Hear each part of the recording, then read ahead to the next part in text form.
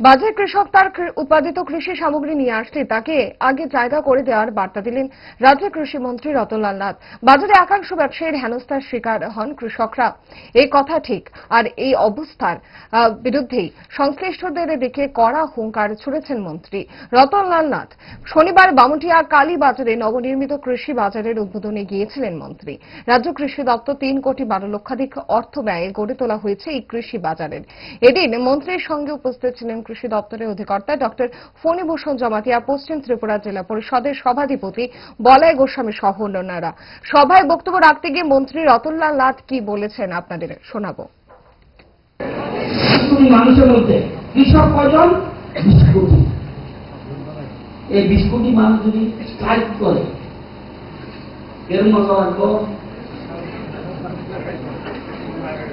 এইগুলি। সেজন্য কৃষক আসলে তাদেরকে আগে তারা ছেড়ে দিবেন। দাদা প্রণাম করি, বসেন। এরা ব্যবসায়ীদের ডিউটি করতে তারা ঠকাইয়ের অন্তর করেন না।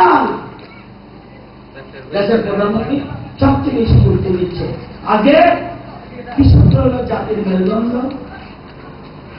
ছাত্ররা হল জাতির বাহু, আর শিক্ষকরা হল মস্তিষ্ক। মেইন মেরুদণ্ডটা হল কৃষক। সব মাস মশারি তো মাঝে পড়ে কৃষকরা মনে করে একটু দম দেখাই মানুষকে, তাই দেখবেন অবস্থা খাইয়ে নিবে।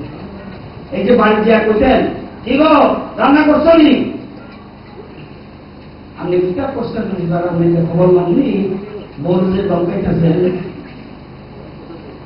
এটা বাস্তবতা আজকে এই ব্যাপারটা মনে।